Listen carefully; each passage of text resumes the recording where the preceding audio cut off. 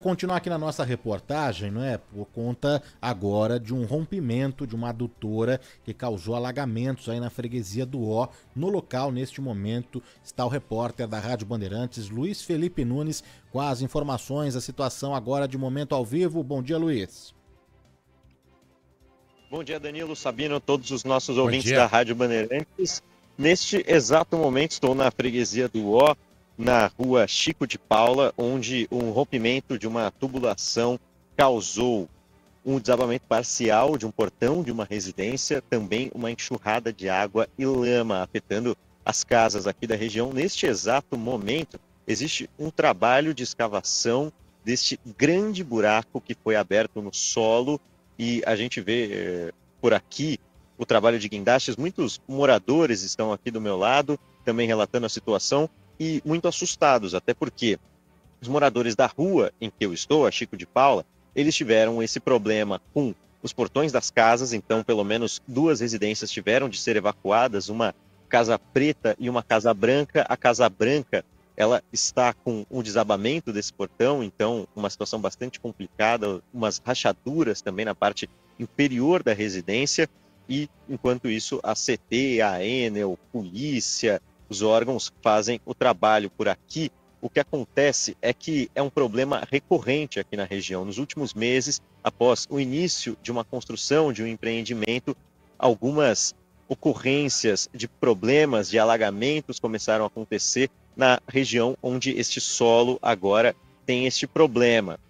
Agora, até inclusive neste exato momento, membros da Defesa Civil começam a conversar com os moradores que moram na região, tudo acontecendo exatamente agora, mas o problema de hoje iniciou às 5 horas da manhã. Moradores relataram que parecia uma chuva, de tanto barulho de água que caía no quintal, nas casas, até porque essa rua, na freguesia do Ó, ela é elevada. Então a água e a lama acabaram escorrendo para as ruas laterais e de baixo. Por isso há uma concentração muito grande de moradores que fica aguardando agora os trabalhos de empresas e da prefeitura. Neste exato momento, a energia também aqui foi cortada para que os trabalhos possam ocorrer da melhor forma possível. Inclusive, temos um pronunciamento que acaba de sair da Prefeitura de São Paulo, afirma que a Defesa Civil está no local, isolou preventivamente a área afastada, tudo isso que a gente consegue observar por aqui. Eu falei deste trabalho de uma empresa que começou há alguns meses, dessa construtora.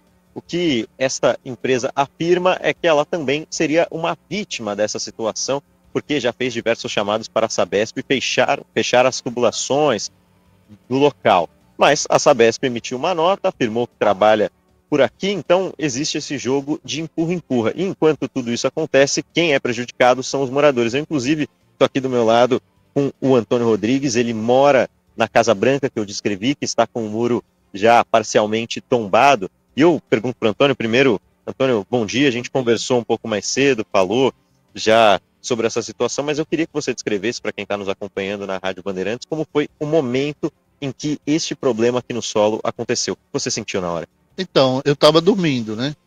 Eu acordei com o barulho, era 6 horas da manhã.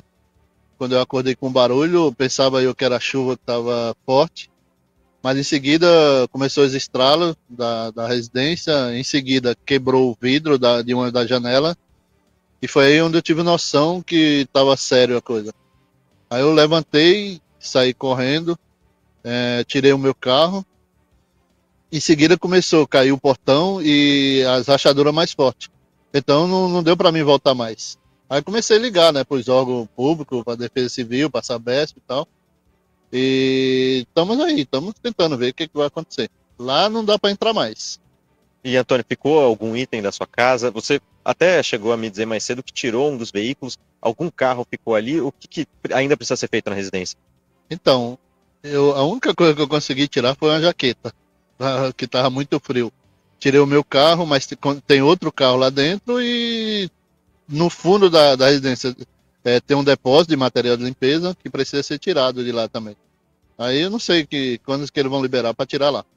E essa casa do senhor é alugada, né? Inclusive o proprietário está aqui agora falando com Defesa Civil, com representantes da Sabesp.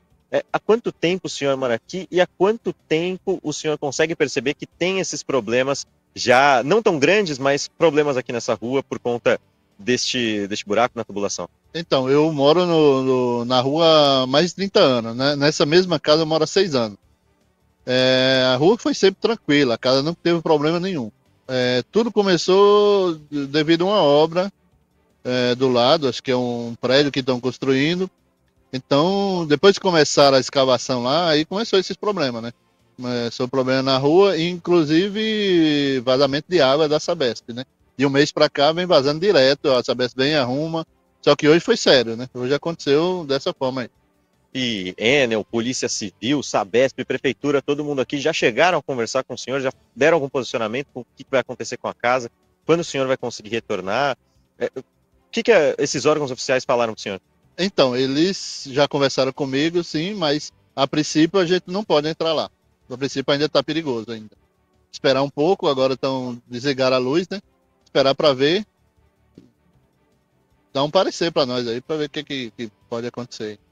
Antônio, muito obrigado, hein, novamente, pela atenção. Antônio, que mora nessa residência que foi a mais afetada por aqui, outros moradores também das ruas de baixo, muito preocupados com a água que também chegou mais abaixo no período da manhã, esse problema que iniciou perto das 5 horas da manhã. A água parou de jorrar próximo às 8 horas, mas ainda segue esses problemas por aqui, Sabino e Danilo.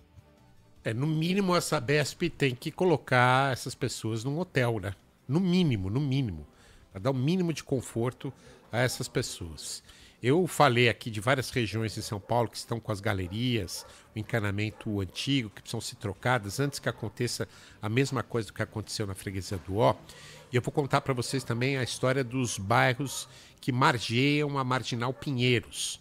De um lado ali, Brooklyn, Chácara Santo Antônio, Santo Amaro.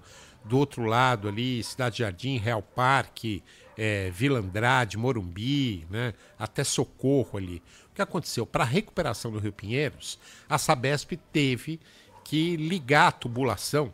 Muitas casas não tinham tubulação ligada à rede de esgoto. Teve que ligar. E nesse processo de ligação, descobriram que a tubulação em vários pontos estava muito antiga e tiveram que fazer esse investimento também. Não é só nessa região. A Sabesp, na medida que for cavando, e mesmo antes disso, já sabe que vários bairros têm esse tipo de problema. Vai ter que fazer um investimento grande para recuperar isso e evitar problemas como esse da freguesia do Ó hoje.